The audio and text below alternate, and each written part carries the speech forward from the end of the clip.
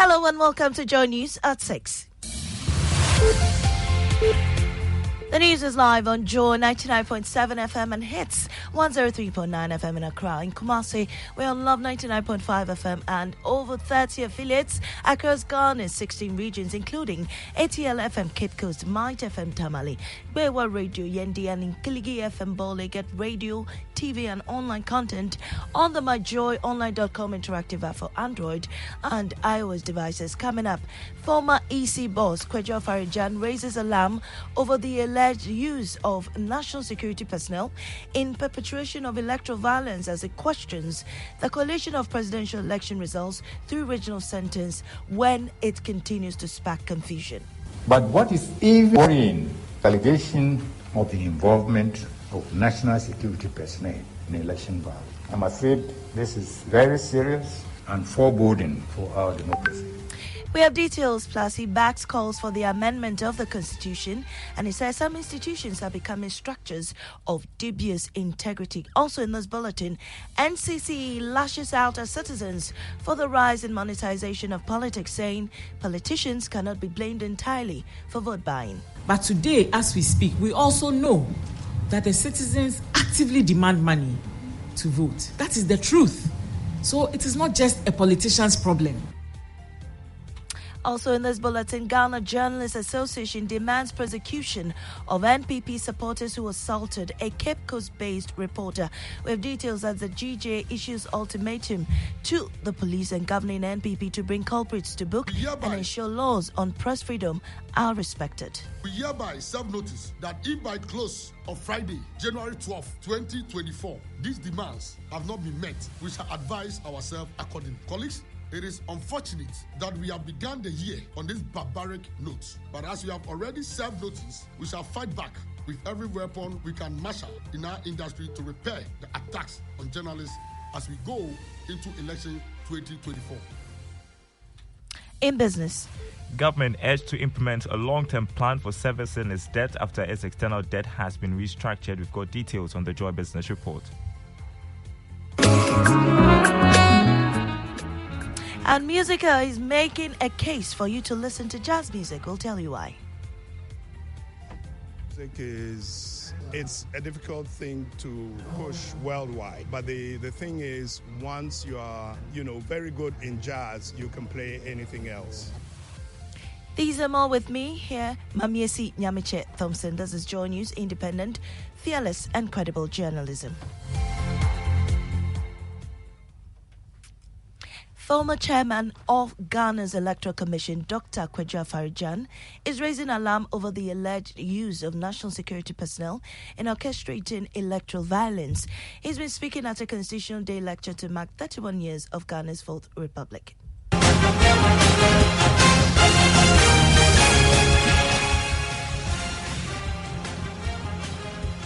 Some people say that violence in our election did not start yesterday.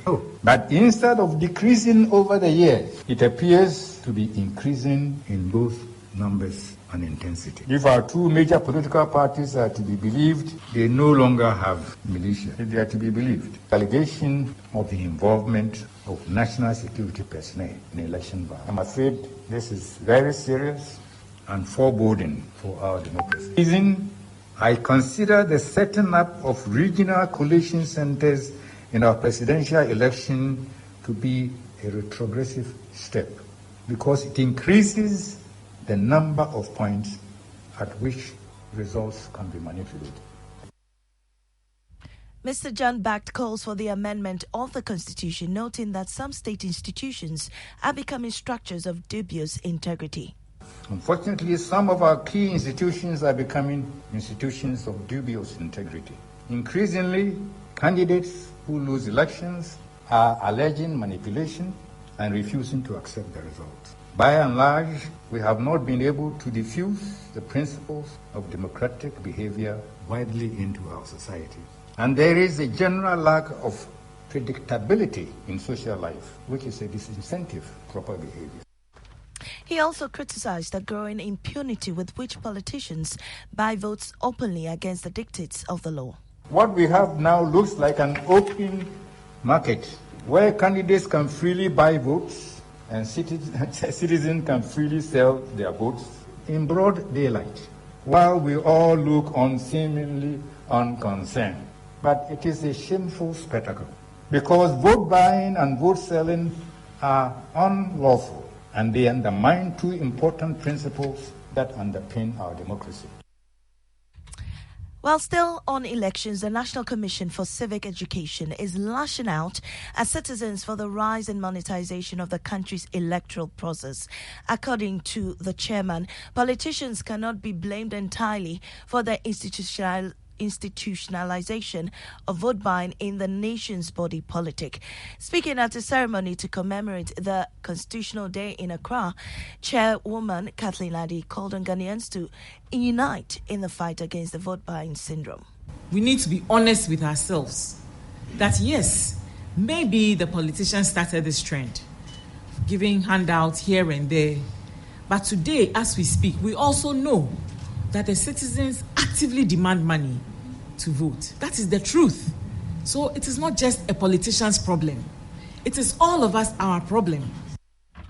She also called out to the media and faith-based organizations to rise to the occasion to stem the tide.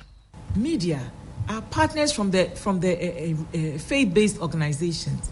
All of us together to admit that we have gone wrong when it comes to this, and commit to taking active steps to eradicate this thing from our society. We are all guilty. The citizens are guilty. The politicians are guilty. We need to accept it and start from there. Kathleen Addy is chairperson for the NCC. Now, national chairman of the NDC, Johnson Esedun Ketia, says the NDC will not countenance any scheme to rig the 2024 election and has been taking on the EC over its decision to stop using the indelible ink to mark persons who have already voted. Johnson Esedun Ketia says the decision is a recipe for chaos. Civil society, faith-based organizations coming to our office to appeal with us to ensure peace, they should put their effort on making sure that the indelible ink stays. The EC must not make life easy for criminals to exploit our electoral process. Moreover, without indelible ink, a pliant EC official can allow a voter to vote whether or not the person is on the register at a particular polling station.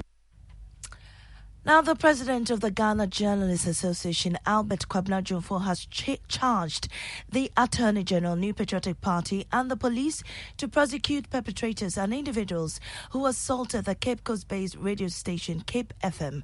Speaking at a press briefing yesterday, he indicated that the interpretation of the laws governing press freedom are somewhat biased.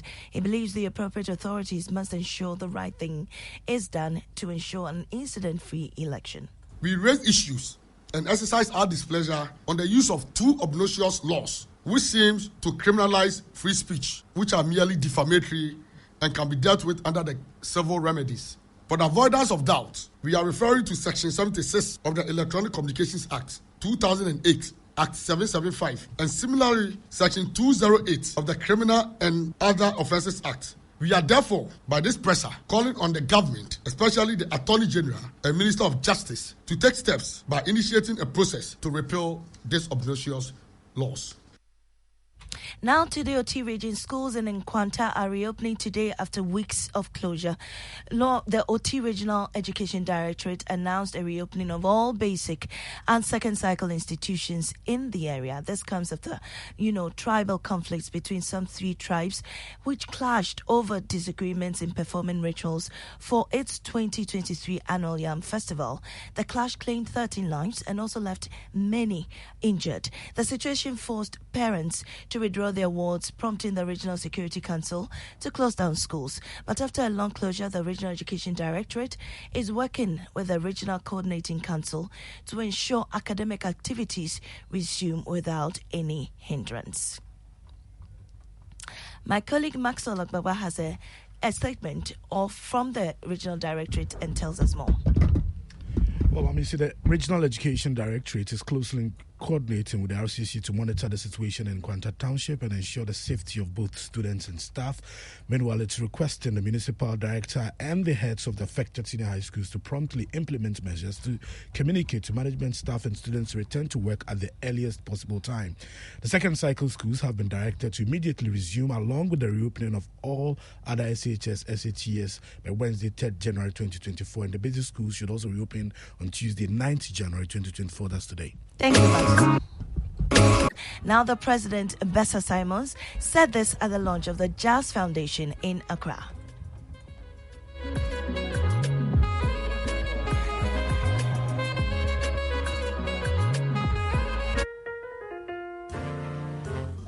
Having the International Jazz Day in Accra will be a massive boost for the music industry in Ghana. Not only the jazz musicians, but every musician will benefit. It's going to bring all the top jazz musicians to Ghana, and that is going to be great. So my hope. And that's how we end the bulletin. In our top story, former EC boss Afari John raises alarm over the alleged use of national security personnel in the perpetration of electoral violence as he questions the collation of presidential election results through regional centers. I am Amia Sinyamicha Thompson. Business is next on the Super Morning Show.